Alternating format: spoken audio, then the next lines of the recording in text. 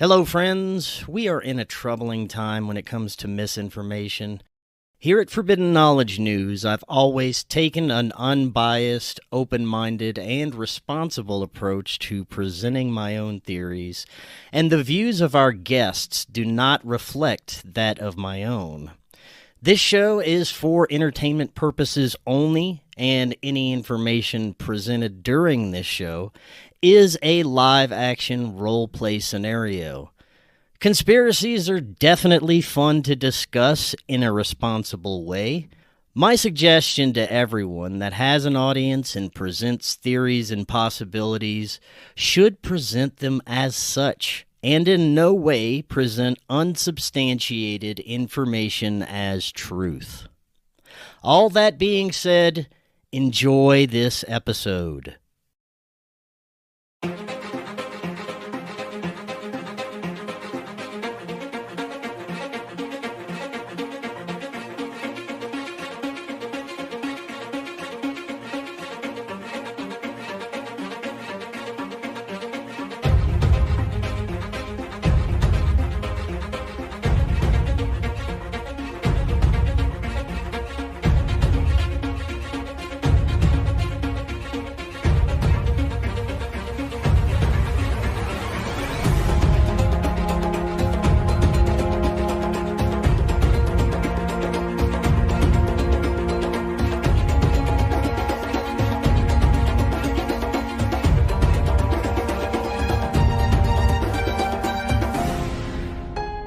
Welcome back to Forbidden Knowledge News. I'm your host, Chris Matthew. Today my guest is Mark Gober. First, check out our affiliate Brainsupreme. Brainsupreme contains the highest quality ingredients to start your microdosing journey right now. If you order from brainsupreme.co/discount/FKN15, you get 15% off the entire order. That link is also right in the description. Also, watch the Forbidden documentary Occult Louisiana, available on Tubi, Roku channel, and multiple streaming platforms. By watching, it helps us produce our upcoming film, Doors of Perception. Also, get a Rokfin premium membership, rokfin.com/FKN+, and be sure to download our podcast episodes directly through Spreaker. Today I want to welcome back to the show Mark Gober. He is author of several books, including An End to Upside Down Thinking, which won the IPPY Award for Best Science Book of the Year. He is host of the podcast Where Is My Mind? Additionally, he serves on the board of the Institute of Noetic Sciences. Mark, welcome back. How you doing? I'm doing well. Thank you so much for having me. Thanks so much for coming back on. I really enjoyed our discussion last time. Today, we're going to discuss your new book, An End to an Upside Down Cosmos. And as we enter this era of discovery and questioning the official narratives that we've been presented, there's more and more evidence to support the possibility that not only have we been deceived about the nature of our systems of governance, but the nature of the cosmos and what we're currently existing in. And I don't identify as a flat earther, but I believe there has been enough evidence presented by independent researchers like yourself to indicate, at the least, severe inconsistencies with the data being presented in the official narratives. And as I was telling you before, this book probably takes the most in-depth examination of these controversial topics, and I can't wait to share your insights. But it's been a while since you've been on. Remind the audience a little bit about yourself and your work. That's funny. I don't think I had this topic on my radar when we last talked, interestingly enough. Usually the topics come in and then I get hooked. But I never planned on writing books. My background is in business. After graduating from Princeton in 2008, I went into investment banking in New York. So I worked during the financial crisis in New York and then left in 2010, joined a firm first in Boston, but then in Silicon Valley, where I spent about 10 years advising technology-focused companies on their intellectual property strategy, their business strategy, their technology. So that was my world. This very much unrelated to what I've now started writing about. But I had what you might call a spiritual awakening in 2016 while I was still working at my firm in Silicon Valley. At the time, I was basically an atheist or agnostic. I thought that we live in a random and meaningless universe, and that when you die, that's the end of your consciousness. Certainly no paranormal phenomena. That was not part of my worldview. And then initially listening to podcasts and then reading books and scientific papers, I realized that there was a whole part of reality, the majority of it, that I just wasn't aware of. So my whole worldview shifted. I wrote my first book, An End to Upside Down Thinking, which was published in 2018. And then after becoming a partner at my firm, right before everything happened in 2020, I actually left the firm. And long story short, I've written 6 books in addition to the first one, and they span the topics of UFOs, politics, medicine, and the latest one is cosmology. So what was it that brought you to write this particular book? I had heard people question mainstream cosmology for a while. I think it's just inevitable, as you know, in this community of people who ask questions, it comes up. So for several years, I heard some people say Earth is flat. And then I would hear other people say, well, I'm not really sure what Earth is, but I don't think it's a spinning globe. Or, various things like that. And I just was busy with other topics and never had time to explore it, because when I would hear people talk about it, especially the ones that were skeptical of the mainstream narrative, I'd say, well, that's a really interesting point, but I would need to look into a whole area of science that I haven't spent much time in a while. I'd have to just reconfigure my way of thinking. So I put it off to the side. And I wrote the Cosmos book is the 7th. The 6th one is called An End to Upside Down Medicine. And that was published November 2023. And I realized that a lot of the people that were asking the same questions that I asked about medicine were coming to very similar conclusions about cosmology, meaning they were challenging the mainstream narrative. Often they'd say, I don't know exactly what this place is, but I know it's not what they're telling us. There are too many inconsistencies. And then what they often said is that, look, if you examine the problems with medicine and germ theory in particular, there are often logical fallacies that people engage in, meaning they'll see data and they'll jump to a conclusion about why the data is explained, but there might be other answers relative to the conclusion they came up with. So the fallacy that's often referenced is called affirming the consequent. And the basic way of explaining it is, if it's true that if it rains, the grass will be wet outside, but just because you see wet grass outside doesn't mean that it rained. What's another explanation? Well, there could have been a sprinkler system. There could have been dew. There could have been children running by who poured buckets of water. Or maybe there were interdimensional beings that came in and poured water and then they snapped back out so you never even saw them. The point is, we could sit here and come up with a million different explanations about why the grass is wet, but what happens in science, they often latch onto one conclusion. And we see this a lot in germ theory with the model of a virus, this intracellular parasite that allegedly causes disease, when there are reasons to question that narrative too. And the scientists often jump to the conclusion that it's this virus particle because they observe certain things, whereas it could be explained by other reasons. I'll give one basic example because this is a really important one. You go to a party and a bunch of people get sick afterwards with similar symptoms. And you're like, look, we caught something. When you say caught, that's very specific because you're referring to a microbe that goes from person to person that's infecting your cells somehow and causing these symptoms. Is that one hypothesis? Yes. But what else could have happened? Could there have been toxins in the building that you were in? Maybe there was something bad in the food people ate or the drinks. Maybe there were a lot of EMFs and 5G, or that people were sensitive to that. Maybe there were similar psychological shocks that people underwent and it caused them to end up having physical symptoms because they had this emotional issue that they weren't correlating with the physical illness. So I give these examples because when you apply this way of thinking of jumping to a causal explanation without considering everything else, you can get locked into a model very easily. And the people who were saying this about medicine, I thought they did such a good job with it. They said, okay, you got to look at cosmology. And then I had some people actually nudge me. And this started in April 2024. I read a book called A Fool's Wisdom by Stephen A. Young. He's a theoretical physics PhD.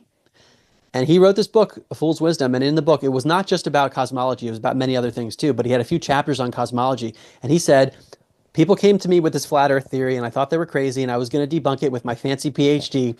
And I've spent years on it and I can't. And he said in the book, I don't know with 100% confidence what Earth is, but I know with 100% confidence it's not a spinning globe. And I paused because I said, to have that level of education and come to that conclusion and write about it publicly, that's a big deal. So I kind of said, okay, that's interesting. Then I went to a conference a few days later called Confluence in Texas, which I recommend to your audience members. Really great conference, open-minded people. It's run by Alex Zeck and The Way Forward. But there were a bunch of people there who were asking similar questions about cosmology and ultimately nudged me to look at it. That's the short version.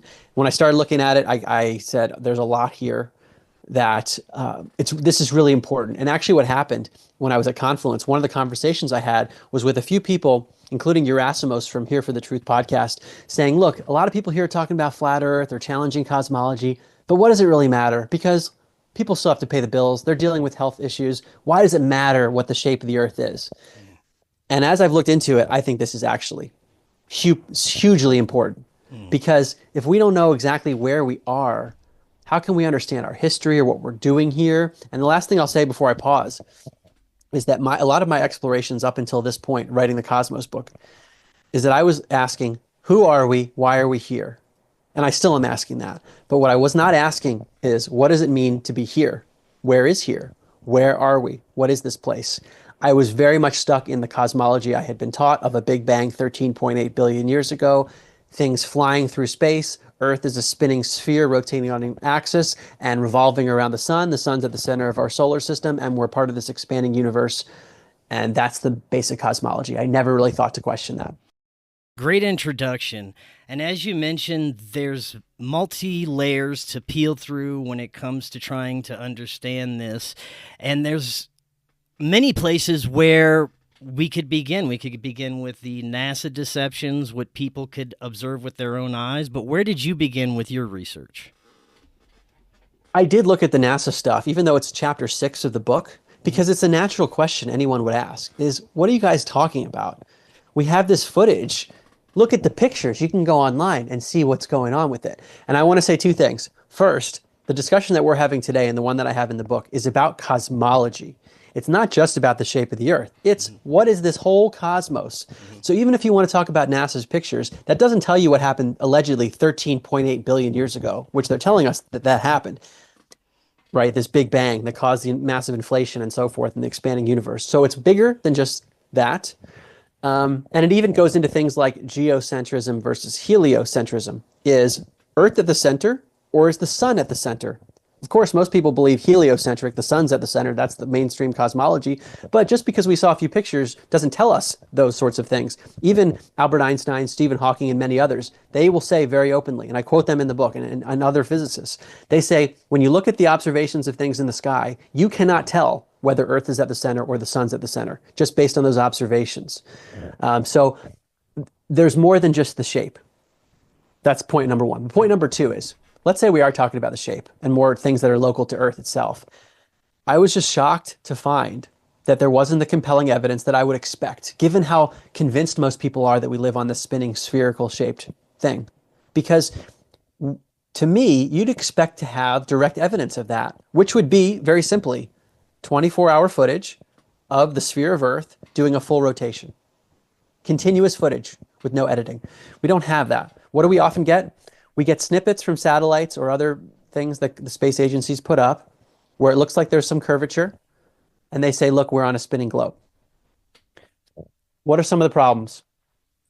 Number one, the agencies will admit that the last image we have, and this is a still image, a picture, is from one of the 1972 moon missions of Earth from the moon, allegedly. And everything after that has been some kind of artist's rendition or a composite or a CGI. And I quote a NASA artist in my book who says the blue marble picture that we see on all the iPhones that really embedded a picture of Earth in many people's minds, that was photoshopped. That was his rendition of various pieces of data and other things, but that was not just a pure picture. That's really important to acknowledge. So 1972 was the last one, but even the 1972 picture, if you take that as legitimate, it is of a disc. It's a circle. You see part. I mean, if it's a spinning globe, shouldn't we see the full sphere? There's a distinction between a circle and a sphere. That's really important too. Some people get caught in the circular aspect, but we need a sphere, three-dimensional. Okay, what are some of the other issues? Fisheye lenses. Fisheye lens creates artificial curvature. So you could see an image of something and they say, look, we're showing the sphere. There was this it was a Red Bull expedition done by Felix Baumgartner, who's sort of like a daredevil person who went up high in space allegedly and took these pictures, and it showed the curve of Earth, but he used a fisheye lens. That was later admitted. It was because it was an extreme curvature. So we always have to be aware of that. Another thing, I had a friend recently, and a bunch of people have said this, like, Mark, I can't believe you're looking at this issue because I get on a plane and I see the curve myself. I don't even need to think about NASA. Question is, do you see circular curvature or spherical curvature? Spherical curvature would be down and away from you in every direction, because theoretically we're always at the top of the sphere. But what do we see? We do see some kind of circular curvature, but it has to do with the way that our eyes perceive. And this is a really critical point that changed everything for me, because our eyes see in what's known as azimuthal grid of vision. That's the technical term, where basically we see in a dome shape where it looks like it's a circle everywhere around us, but it's not a sphere. And it has to do with limits in our vision. And it has also to do with the fact that, like, if you're standing on a street and there are street lights all the same height above you, if you're looking down that straight road, it will look like the street lights are going down. It looks like they're going down, but they're actually all the same height. So this is called visual perspective. And it ends up creating, when you apply that perspective where our eyes actually distort things, because they're all the same height, but it looks like they're lower. Wait, that's weird. You end up with this azimuthal grid of vision where you see circularity. You see this dome where it doesn't actually exist in that way. But even seeing that dome, it's not a sphere. So I'll just pause there. While we're in the inconsistencies of what we're told about the science of our planet versus what we can observe with our eyes, what are some other fundamental problems that you found when it comes to not only our local perception here of what we're on, but astronomy and some of the science behind that? Hmm. Well, what I keep finding is that there are these inferences made. Like, the scientists want to tell us what a star is allegedly made of that's like X thousand light years away with any certainty, or what happened at the Big Bang 13.8 billion years ago. And they often, the message is that maybe it comes from the media too. There's a desire to have more certainty than there actually is. Scientists observe things for sure, but then they jump to these conclusions of, oh yeah, well, it's a star this far away, when it could be many other explanations. And it leads to lots of problems, because then what I seem to find is that the anomalies, the things that don't quite fit, they just get brushed aside. So I'll give one example. There's something called the cosmic microwave background, which anyone in your audience can look up. It's this very famous idea that there is a background radiation that can be measured, and it came from the Big Bang 13.8 billion years ago. And based on that background radiation that you can measure, and there are pictures of it ever online, we can infer what happened in the early times. But the model of the cosmic microwave background and the Big Bang leads us to the view that Earth is revolving around the sun in the solar system after billions of years of movement. Not that Earth's at the center, and not that Earth is stationary. Heaven forbid, right? That's actually a lot of scientists who I quote in the book, they really prefer for Earth not to have a special place. It's called the Copernican principle, because if Earth's special, then maybe there's a creator, maybe there's an intelligence. But the cosmic microwave background has anomalies in it. If Earth is not at the center, it should be homogeneous, and it should be isotropic, meaning it doesn't have a preferred direction. But it's actually the inverse. There are these little anomalies where it's not homogeneous and it's anisotropic. It has a preferred direction pointing toward Earth. And actually, these anomalies are called the axis of evil by some scientists, which is pretty interesting, because it shows they don't want anything suggesting that Earth might have a preferred place in the cosmos. And yet this observation, these little anomalies that we'd like to sweep aside, because they're just little ones, they have a big impact on how we might look at everything. So that's one anomaly I'd mentioned that changed my whole view. Because I actually remember this. I took an astrophysics class back when I was an undergrad at Princeton. I didn't major in it, but I was so fascinated in the cosmos, and there were these world-renowned professors there. We learned all about the cosmic microwave background, and some of the observations were in the area in Princeton, in the New Jersey area. And so when I learned about these anomalies and what it could suggest, I said, wow, how could it be that these mainstream, really brilliant physicists at Princeton and elsewhere, they're not looking at the anomalies in the same way, or they're not considering the possibility, wait, maybe Earth is at the center. So that's one big one. Another one I like talking about, and I actually start my book with this, is about dark matter. And interestingly, my very first book, published in 2018, An End to Upside Down Thinking, I started it off by saying this very thing, that according to mainstream scientists, 96% of the universe is made out of dark matter and dark energy. That means mainstream physicists and cosmologists will acknowledge that only 4% of the universe is stuff that we know. But what I didn't realize when I wrote that first book is the problems with that 96%. And I'll start with dark matter. That's the one that I focus more on in the book because of some recent findings. Dark matter was allegedly discovered in 1933 by an astronomer. His name is Fritz Zwicky, and he was observing a cluster of galaxies called the Coma Cluster. And based on the way that the things he observed, basically, there was under 1% of the mass that should have been there under Einstein's relativity theory. And Einstein's relativity theory is basically explaining gravity in a refined way, that space-time is bending when you put mass. Mass in the universe actually bends space-time, which is distinct from Newton's idea of gravity. Newton's idea was that mass is attracting mass. An apple falls to the ground because the mass of Earth is much bigger than the mass of the apple, so the apple comes down. There were some problems with that, though. For example, Newton's gravity is unable to predict Mercury's motion in the sky. So it's not a comprehensive model. So then Einstein's relativity comes in and says, actually, it's not mass attracting mass. It's mass is bending space-time. So it looks like mass is attracting mass, but actually mass is bending space-time. But then we observed, Fritz Zwicky observed this Coma Cluster of galaxies. He's like, wait, in order for Einstein's gravity to work, there needs to be a lot more mass here because it's not adding up. And it was under 1% of the mass that was needed. This wasn't just a little anomaly. This was like way off. So what did the scientists say? They didn't say, maybe gravity's wrong, maybe Einstein's gravity's wrong, we have to rethink relativity. No, they said, we discovered dark matter. There must be matter there that we don't understand, and that can explain everything. And so many scientists, including Neil deGrasse Tyson, I quote him in my book, famous astrophysicist, says, this is one of the biggest unsolved mysteries that we have out there, this whole dark matter thing. What's happened more recently? An astrophysics professor named Pavel Krupa, anyone can look him up. It's spelled Kroupa. He's got a Wikipedia page, highly credible astrophysicist from the University of Bonn in Germany.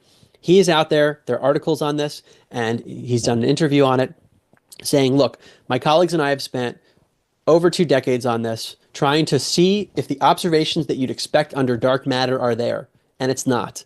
We have falsified dark matter. It's not there. We have to rethink cosmology completely. So think about this. It's really like a house of cards. Yeah. Because Newton's gravity was there to explain why an apple falls. No one's denying that an apple falls. The question is why? Is it mass attracts mass? No, that's got problems. Then it was Einstein's mass is bending space-time, and that's our quote-unquote gravity. But in order for that to work, you need to have this dark matter that's been falsified. So now we've got a big problem everywhere throughout cosmology. And that to me it was reason to say, Mark, you've got to be open-minded to everything because the current cosmology doesn't work. And before I pause, I want to say one more really important thing. I want to give your audience this quote from Michio Kaku, who is a mainstream physicist, like well-known. He's acknowledging what's known as it's the lack of a unifying theory in physics. Basically, the two leading theories in physics, which is Einstein's relativity and quantum mechanics, which are supposed to explain so much, they're incompatible. So when you bring them together, the equations basically blow up. And that's a problem. That means we can't explain reality. That's basically what it means, aside from the dark matter stuff. And this is what Michio Kaku says. There is a crisis in cosmology. Usually in science, if we're off by a factor of 2 or a factor of 10, we call that horrible. We say something is wrong with the theory. However, in cosmology, we're off by a factor of 10 to the 120th power. That is 1 with 120 zeros after it. This is the largest mismatch between theory and experiment in the history of science. And what I would say is, therefore, we need to be open to everything. We can't trust anything in the modern cosmology because, by their own admissions, it's wrong. According to our ancient past, we at one time did believe that we were on a flat plane. This was adapted at some point by different scientists and astronomers. How and why would they go through this much trouble to create an entire science based on nonsense? Such a good question. And my first part of my answer is that I think a lot of people who propagate false narratives don't realize they're doing it. They're doing it innocently because they believe certain assumptions that they haven't examined. I see this a lot in medicine with regard to virology. I've asked some doctors, how do you know a virus exists and causes disease? And they'll say, well, there's this PCR test and so forth. But I haven't found anyone who actually knows the fundamental study in 1954, the Enders and Peebles study, that jumped to a conclusion using the affirming the consequent logical fallacy I talked about, and they weren't aware of a lot of these things. So you end up with people who are professionals, and they've got these degrees, and they're basing everything off of assumptions. So you end up with that, but it doesn't answer your question because there are some people that have to know. It could be a small group. I don't know what it is, and then it becomes, well, why would they be propagating this? Right. Now, with regard to cosmology, I think there's layers to it. There could be, let's say we have the wrong map of Earth. That could mean that there are resources that are being hidden from us, which means there could be a financial reason to do it. And coming from the business world, that always makes sense. Like there's a financial reason. You could jump through a lot of hoops if your livelihood is dependent on it. If you can keep people dependent on energy or who knows what else, because you've hidden things, that would be valuable to do. But I think there might be something more fundamental on a spiritual level, and that's where all my work has gone since my first book, An End to Upside Down Thinking. My basic metaphysics is that we are spiritual beings, and that our consciousness survives after we die, and that we're all part of we have an individual consciousness, but we're also connected as part of a bigger consciousness, something like that. Mm-hmm. And what can be done with an incorrect cosmology is basically hide who we are or hide our significance. So if we believe that we're this tiny speck in a massive universe, and we don't have a special place, that's the Copernican principle. We don't have a special place. We don't occupy anything unique. Then we might believe that we're less important than we actually are. And that could have an effect on our consciousness. And if our consciousness is a fundamental part of physical reality, what does it mean for reality if we're all steered in the wrong direction? I think that's one part of it. And another part of it might just be that if we are living in a massive lie, basically, where we believe our location is not what it is, then we might, on a subconscious level, know that we're living in a falsehood. And maybe that keeps us less healthy. It keeps us weaker. And it keeps us in a place where we're not trusting our senses. So what do I mean by that? I mean, if we weren't told by scientists the following things, I'm not sure we'd believe it. We're told that Earth is simultaneously spinning on a tilted axis at roughly 1,000 miles per hour at the equator, which is faster than the speed of sound. Yet at the poles, at the bottom and top of the sphere, it's barely moving at all. So we have these like variations in speed, and also we don't feel any of it. And at the same time, Earth is free falling around the sun at over 66,000 miles per hour. We never feel any of that. And we're revolving around the Milky Way galaxy at over 500,000 miles an hour, all while moving outward in this expanding universe at over 1,000,000 miles an hour. And we're told that, well, the motion is so constant that you never feel any of it. There's not even a little bump that you feel, and you're just a speck on a tiny ball.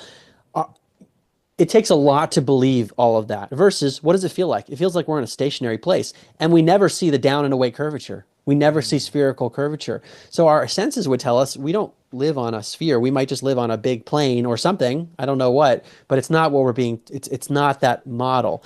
So, but we're told disobey your senses. The experts know what's best. So there might be a spiritual harm in getting people to live in falsehoods where they're disobeying their senses, maybe where we're just so confused that we can't figure out what the powers that be are actually doing to us because we're so out of alignment.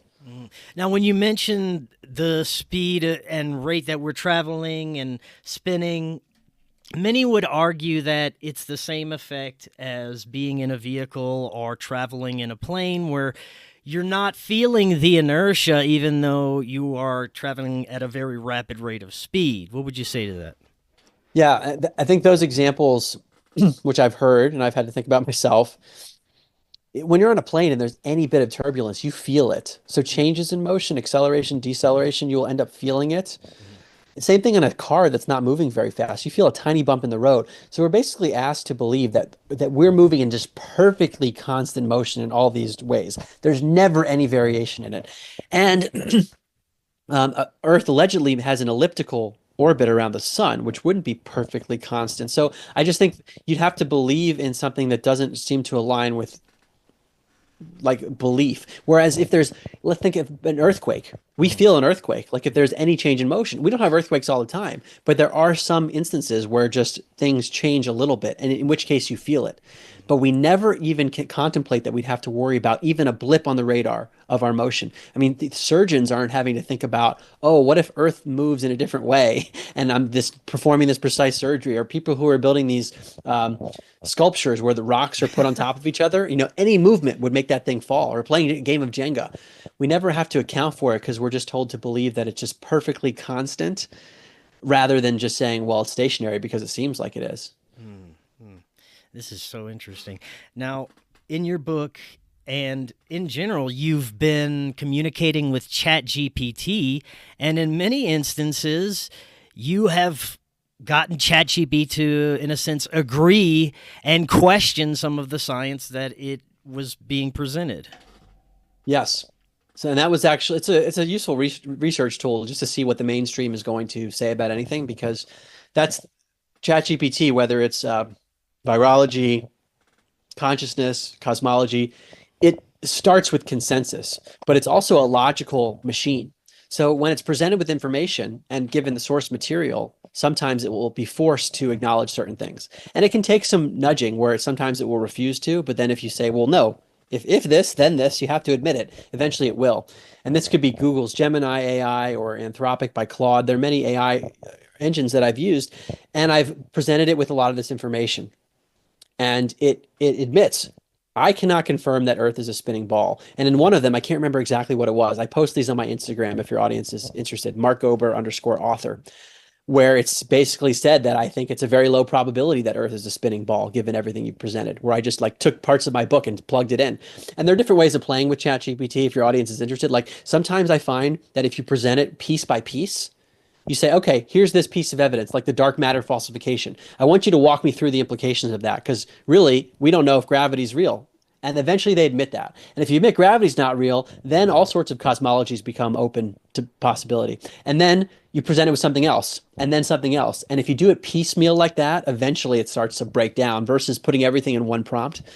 So they're just different techniques. The point is, ChatGPT and others, they all end up being forced to admit that the current cosmology is not correct. And they do the same thing with virology and otherwise. Before we move on to what's beyond our atmosphere, let's talk about what people are calling the firmament, the observations that we can make even with rocket launches, at least in more recent rocket launches that SpaceX have made. You can observe the rocket until a certain point, and it appears to curve off and not continue to go straight up into outer space. I remember the old rocket launches when I was growing up. You would at least be able to see it to a certain point. It always heads straight up. But I've seen different videos that cannot be confirmed or denied where it shows the rocket is hitting something whenever it reaches a certain height. And I'm just curious as to your thoughts as to what is surrounding what we're on. Well, your point about rocket footage is really important and intriguing to me, because one of the complaints of, let's say, cosmology skeptics, globe skeptics, they'll say the footage is not continuous. When you see the rocket going up and then it cuts out and you see the footage from the perspective of the rocket. Let's see it all continuous footage going into space, and we don't have that direct evidence. And some people would say, well, that's okay. That just has to do with the way the videography goes.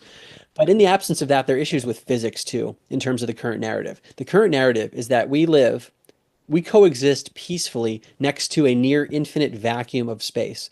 And a vacuum in this context means basically almost no pressure there. And things are floating around in space. And when you get high enough up, things are floating around, and it exists next to Earth, which has an atmosphere. But under the current cosmology, Earth is not in a closed system. So the atmosphere is sitting next to this vacuum that has low pressure. Our atmosphere is not as low pressure as the near infinite vacuum of space. So you end up with this differential. It's known as like a pressure gradient, where you've got a vacuum and you've got a system that's supposed to be open. But wait a second, why isn't our atmosphere flowing out into space? Because that's what we observe in basic pressure physics. And the example that's often given is if you have a can of soda, you open the can of soda, and inside the can, there's high pressure. There's higher pressure in the soda can than there is outside. So when you open the can, it makes a loud noise because the higher pressure from inside the can's flowing out to equalize, basically, to reach this more harmonious state. Mhm. And it's known as diffusion of gas. So the question becomes, well, why doesn't that happen with our atmosphere? Shouldn't our atmosphere be diffusing out into the lower pressure system, just like the gas particles in the soda can do when you open it up, because it's higher pressure in the can, then you open it up and it moves out to the lower pressure? Right. Why isn't that happening with our atmosphere compared to the vacuum of space? And this should be way more extreme than the soda can and the air around it, because we're talking about a near infinite vacuum. This is massively low pressure stuff. And so there should be a lot of basically energy to try to equalize this differential. But it doesn't happen that way. So what do scientists say? They say that gravity holds in our atmosphere and therefore it can coexist peacefully. But there are many people, including Stephen A. Young, who I mentioned. He wrote A Fool's Wisdom, the theoretical physics PhD. He says, that doesn't make any sense. There should be, basically our atmosphere should be violently pulled out by this differential. So that leads people to say, well, maybe we are actually in an enclosed system, because that would make sense. But then it also means we don't necessarily have to have a vacuum of space. We could have some kind of a fluid medium beyond this enclosure. But in any event, there must be some kind of enclosure under the current cosmology, because you can't have the vacuum next to our atmosphere. And this enclosure is often known as the firmament, and it is described in the Bible. The Bible talks about the waters above and waters below, which leads people to believe there isn't this vacuum of space. But it becomes complicated, because then it's like, well, what's the narrative of space agencies and SpaceX? Because they're telling us things are happening based on a cosmology of gravity, of Einstein's relativity, of the vacuum of space, and all this stuff. So to me, that was one of the light bulbs that went off, is they're telling us a narrative of space that we can show based on just normal physics doesn't make sense. There's a mismatch here. But your question still remains, what is above us? I mean, I don't think we really know for sure. I mean, there was something known as Operation Fishbowl and Operation Dominic, which occurred decades ago, of these alleged nuclear weapons being shot up into the sky by the government. Like, why were they doing that? Some say, well, they were trying to send these explosives up there to see if there's a firmament enclosure. But until we go up there and actually observe for ourselves, I don't know if we can know with certainty what's there. There's been some very interesting discussion about our satellites that are actually being launched on balloons, and they may not be as high up in the atmosphere as we're being told. What are your thoughts about that? Yeah, it's another one. I'm not quite sure. I think there are lights up there in the sky moving around, but the question is, what's the mechanism by which they're there? Are there satelloons? And actually, I do quote in the book examples of this from government agencies. They have sent satellites up with balloon technology. But it's hard to know exactly what's going on up there, because there could be technologies that the public is not aware of, like anti-gravitic, quote unquote, technology, where they're using who knows what kind of electrostatic type technologies. There's something I mentioned in the book called the Hutchinson effect, where he was able to make large objects levitate using electricity, basically. So there are these properties of electrostatics that might be able to allow objects to move up in the sky. Also, the introduction of ether, which used to be known as the fifth element, and it was essentially taken out of our physics based on an interpretation of a study in 1887 called the Michelson-Morley experiment, and also an experiment several years before by George Airy, which is known as Airy's failure. But these two studies, if they interpreted a different way, could mean that we do have an ether. So some call it Airy's success. But if there's an ether, there could be ether-based technologies whereby you could have machinery that's up in the sky. My point is that we need to be creative in understanding what's up there and how it's being operated up there.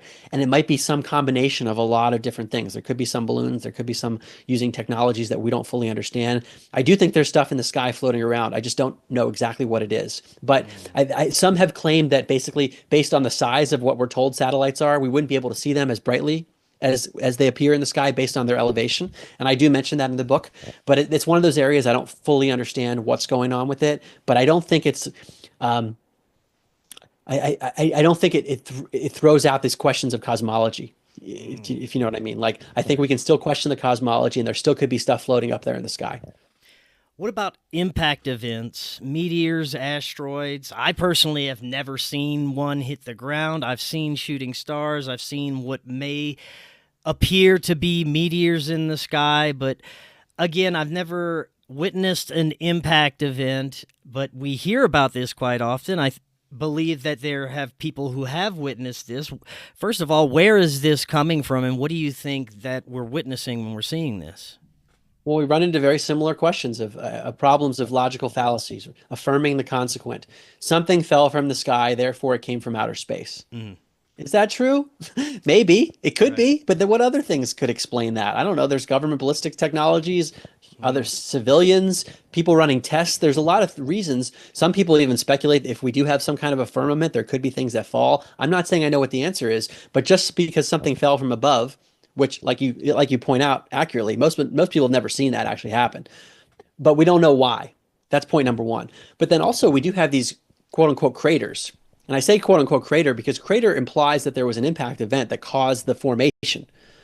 But especially for the big craters, if there was that big impact event, you would expect the thing that caused that massive crater to be there. Yeah. Yeah. Because if it's that big, it doesn't just move on its own. And there wouldn't just be little pebbles. You would expect some kind of massive thing that's never found. The other thing with these alleged craters is that they have, it's as if the thing would have fallen straight down. There aren't skid marks. Because if we do live on a sphere, shouldn't these meteors or asteroids, even if they're small, shouldn't they be coming in at all angles? Or like shooting stars even. I know it's not exactly what you're asking, but it's related. If we're on a sphere, shouldn't they sometimes be coming up from the horizon? No, all this stuff, it doesn't really match that. So we would expect more variation in, let's just say, shooting star motion, and we would expect more variation in these crater impact things where there'd be more skid marks and we'd be able to see the thing that impacted it. But we see much more uniformity, which might mean, and some have speculated, that these are just geological formations. Who knows if we're talking about past civilizations, maybe these were something like that. But even like geysers, I quote in my book that geysers, when they're not active geysers, might look a lot like what a crater looks like. So there's a lot of other explanations versus just the things coming from us from outer space. I find it humorous at times the mental gymnastics that are attempted when trying to explain eclipse mechanics and how this works. It never will make sense to me, and it never can be explained in a way that could logically fit any of the narratives that we're being told. So I'd love to get your thoughts on, first of all, what doesn't make sense about what we're being told about the eclipse and what we could be really seeing here. Okay, I'll start with what doesn't make sense because I have an easier time with that. And you're actually raising an important point here, which is that it's not necessary to come up with an alternative model when trying to falsify one model. And people do get confused with that, but they're like, look, if you can't tell me what the right answer is, then I'm just going to stick with what I believe the mainstream says. That's not logical. And the example I give in my book is, let's say you're taking a multiple choice test in high school and you have a team and everyone on the team has to agree on the answer that you come up with. And you go out and you say, look, the answers are either A, B, C, or D.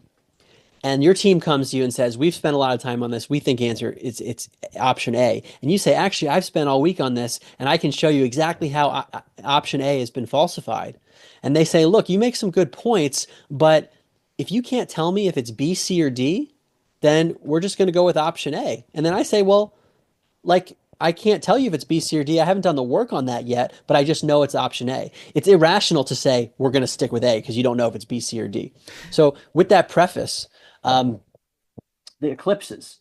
There's something called a Selenelian eclipse. It's a type of lunar eclipse where the Earth is supposed to be getting in the middle of the sun and the moon and causes the eclipse. But the Selenelian eclipse is one in which the eclipsed moon and the sun are visible at the same time. It shouldn't happen. And what mainstream science says, and I quote some science article, like mainstream science article, and they say this should be impossible. It seems like it's impossible. But the explanation is refraction. The light is bending, so what you're seeing is a mirage, which to many people, including me, sounds just a bit like a rationalization. That means what you're seeing is an illusion. It's not actually there. What you're seeing, it's below the horizon, but it refracts up, so it looks like, and that's the explanation they need to give under the globe cosmology. Another interesting anomaly is that with eclipses, when you have the sun and moon looking almost like they're the exact same size, um, but the moon is only 238,000 miles away, allegedly, and the sun's supposed to be 93 million miles away. And the ratio between their sizes and distances just happens to be such that it looks like they're the same size when there's an eclipse. That seems pretty far-fetched because in reality, it looks like they're the same size and probably the same distance, maybe way closer than we've been told. So maybe that's true.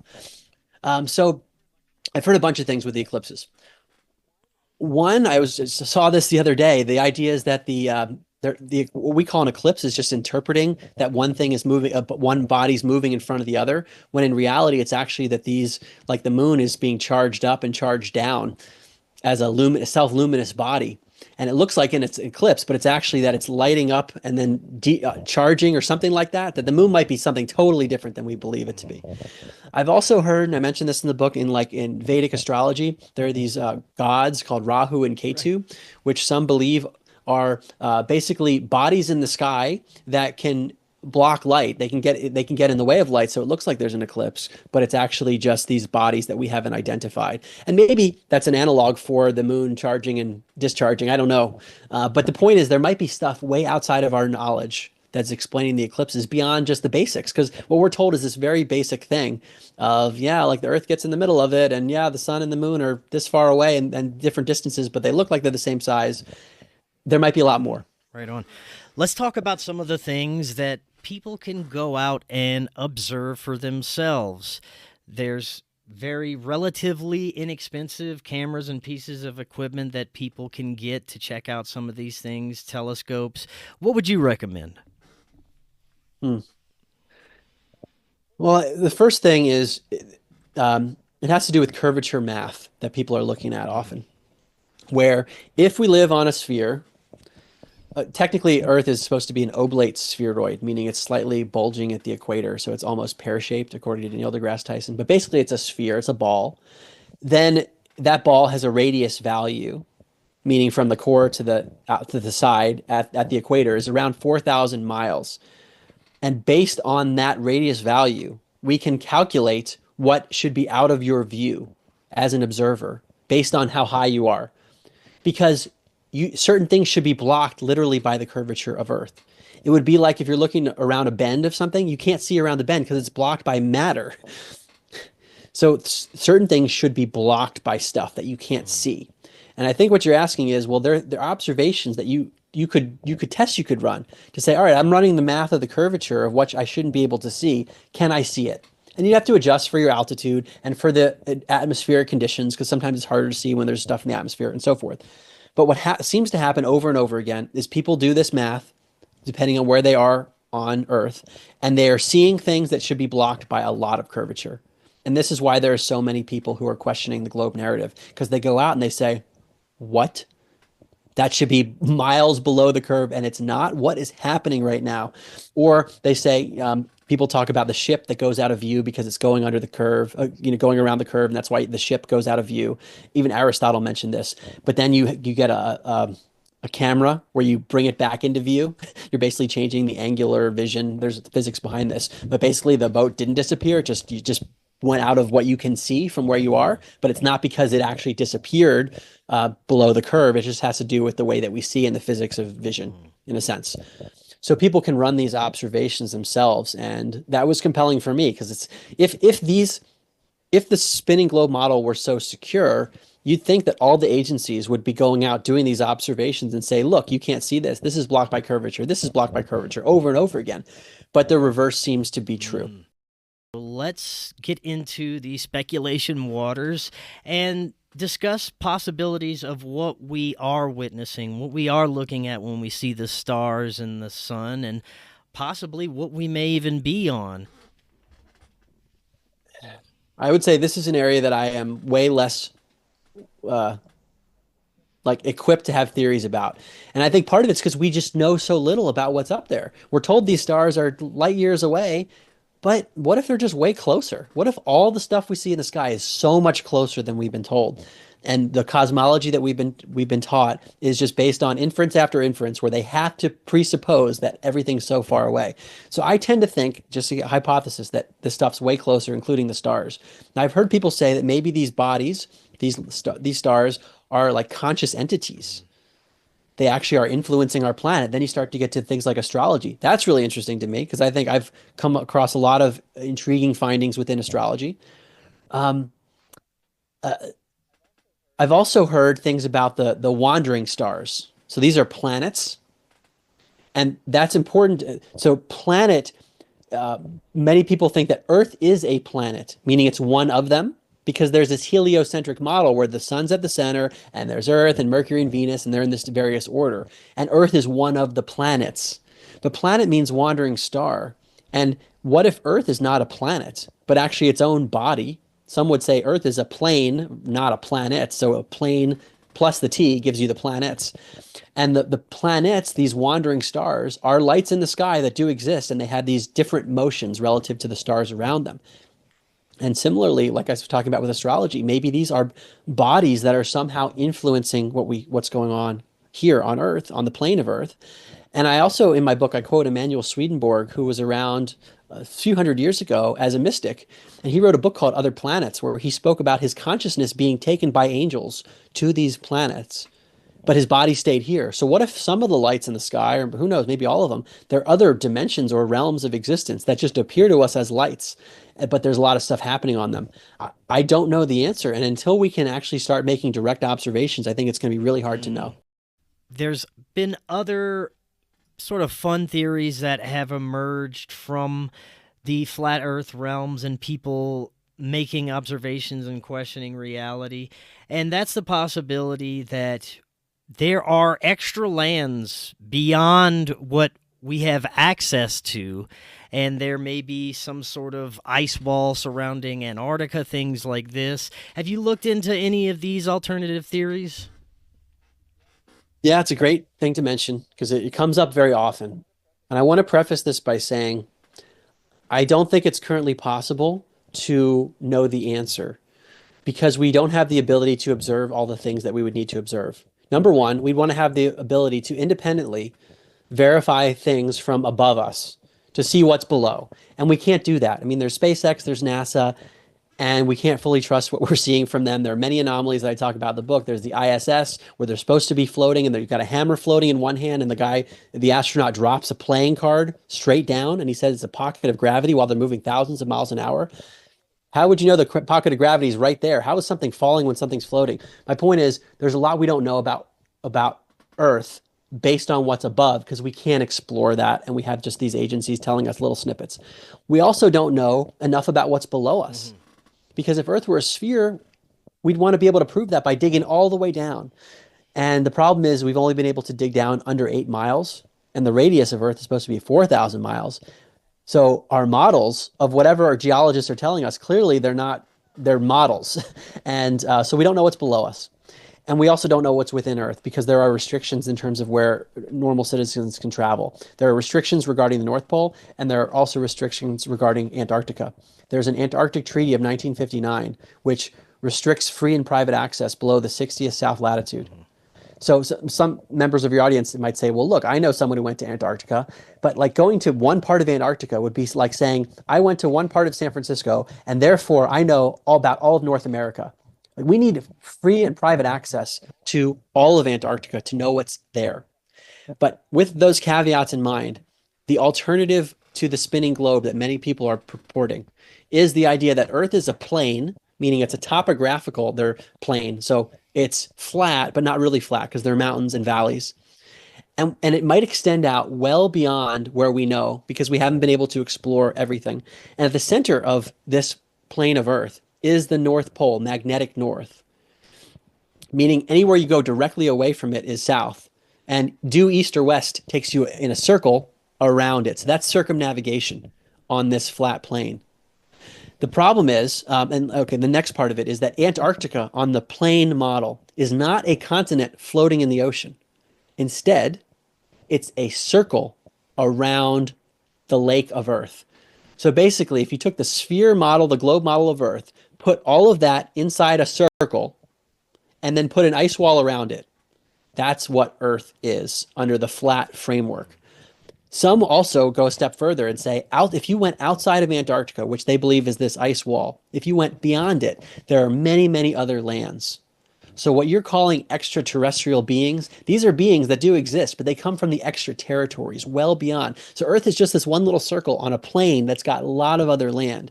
And there's some anecdotes, and I quote in my book some books of people who claim they have been past the Antarctic ice wall and they've seen things in other civilizations. I'm not going to speculate because we need to have some like direct observations of that. But it's an interesting thing to consider because it's very suspicious to me that we're not allowed to travel to these places. And it was 1959, and you had the US and the Soviet Union that were supposed to be enemies in the Cold War agreeing to this. And they also agreed to a space treaty. Like, what's going on? Why would countries around the world agree to an Antarctic treaty to restrict access? Often they talk about environmental concerns. And that's one of the reasons it's really hard to travel around there is you have like these restrictions with we need to protect the environment and so forth.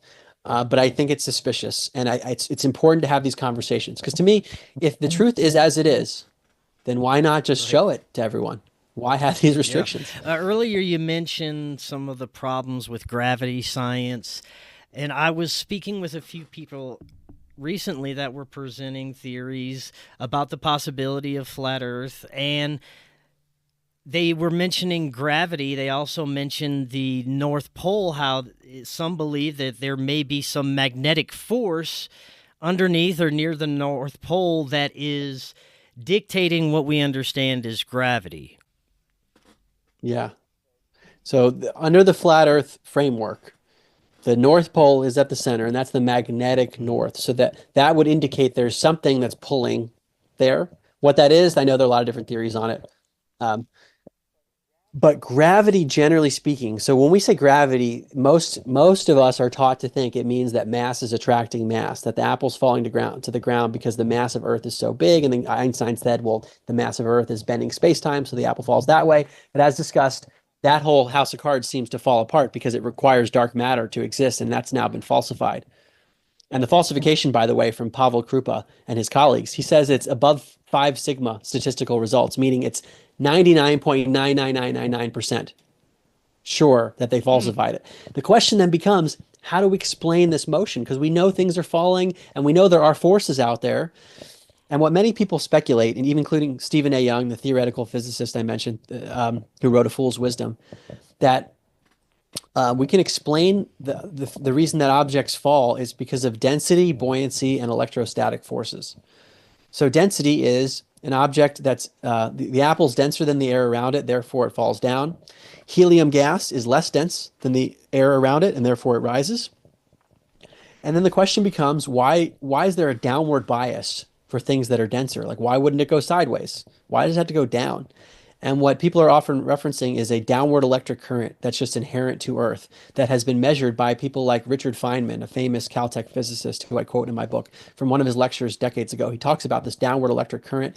And we do know from many scientific studies, and I cite this in the book, of thunderstorms changing the rate at which objects fall. And I mentioned the Hutchinson effect earlier, where there's an ability to levitate large objects using something around electricity. So the point is that there could be electricity, there can be magnetism, forces that we do understand to some degree that can explain various forms of motion without invoking gravity.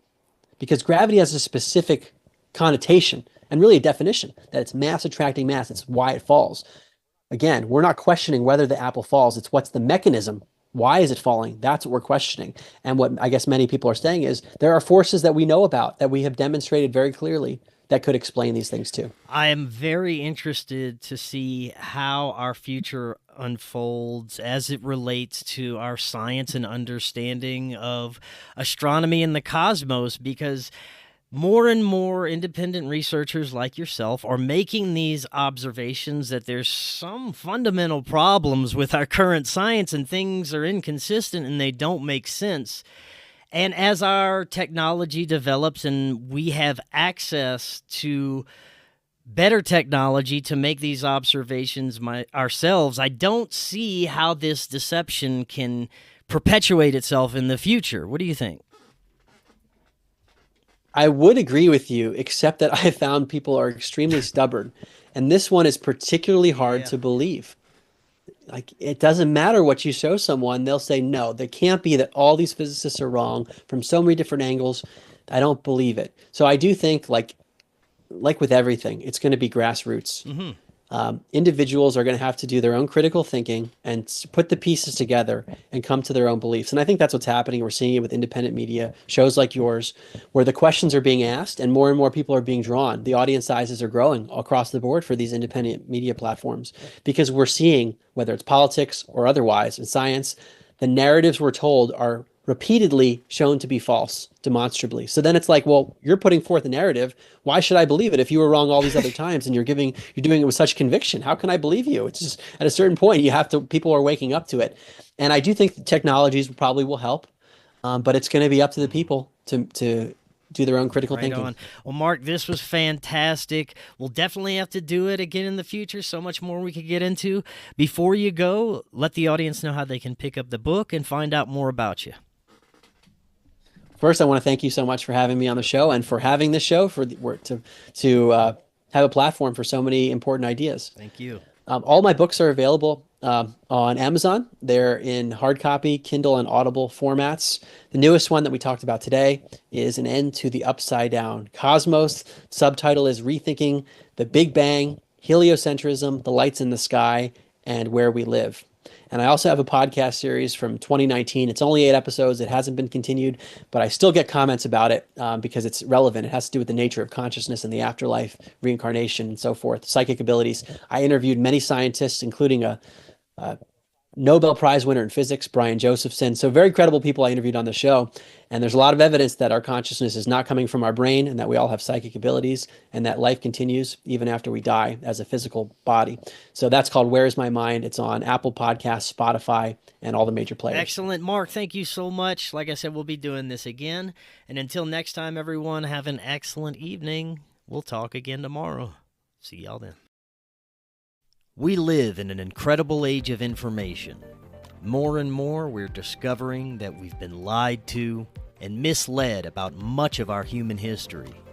Cory Hughes is providing profound revelations about World War I, World War II, the JFK assassination, Martin Luther King's assassination, and much, much more on his new Substack, Bloody History.